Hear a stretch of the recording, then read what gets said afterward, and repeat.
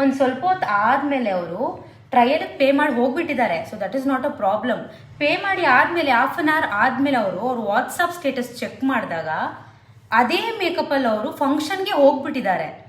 Like ಯಾವ ಫಂಕ್ಷನ್ಗೆ ಅವ್ರು ಬುಕ್ ಮಾಡಬೇಕು ಅಂತ ನನ್ನ ಫ್ರೆಂಡಿಗೆ ಹೇಳಿದ್ರು, ಅದೇ ಫಂಕ್ಷನ್ಗೆ ಅದೇ ಟ್ರಯಲ್ ಮೇಕಪ್ಪಲ್ಲಿ ಹೋಗ್ಬಿಟ್ಟಿದ್ದಾರೆ ಲಿಟ್ರಲಿ. ಆ್ಯಂಡ್ ಕೇಳಿದಾಗ ಹೇಳ್ತಾರಂತೆ ಅವರು, ಇದೇ ಮೇಕಪ್ ತಾನೇ ನೀವು ಮಾಡ್ತಿದ್ದಿದ್ದು, ಟ್ರಯಲ್ಗೆ ನಾನು ಆಲ್ರೆಡಿ 2000 ಪೇ ಮಾಡಿದ್ದೀನಲ್ಲ, ಇದೇ ಮೇಕಪ್ಪೇ ಇವೆಂಟ್ ದಿನನೂ ಮಾಡ್ತಿದ್ರಿ ನೀವು ಅಲ್ವಾ, ಅದ್ಯಾಕೆ 5000 ಇದ್ಯಾಕೆ 2000, ಇಲ್ಲ ಅದ್ಯಾಕೆ 8000 ಇದ್ಯಾಕೆ 2000 ಅಂತ ಕೇಳಿದ್ರಂತೆ.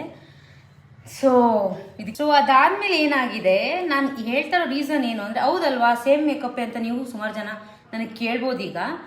But detailing and the brands of the product, lashes, lens, hair styling ಇದೆಲ್ಲ ಇನ್ಕ್ಲೂಡ್ ಆಗುತ್ತಲ್ವಾ? ಇದೆಲ್ಲ ಖಂಡಿತ ಇನ್ಕ್ಲೂಡ್ ಆಗಲೇಬೇಕು. ನೀವೇನು ಅನ್ಕೊತೀರಾ, ಲೈಕ್ ಟ್ರಯಲಲ್ಲೂ ಒಂದೇ ಮೇಕಪ್ಪು, ವೆಡ್ಡಿಂಗ್ ದಿನನೂ ಒಂದೇ ಮೇಕಪ್ಪು ಅಂತ ಅಂದ್ಕೊಂಡ್ರೆ ನಿಮಗಿಂತ ದಡ್ರು ಯಾರೂ ಇರಲ್ಲ. ಬಿಕಾಸ್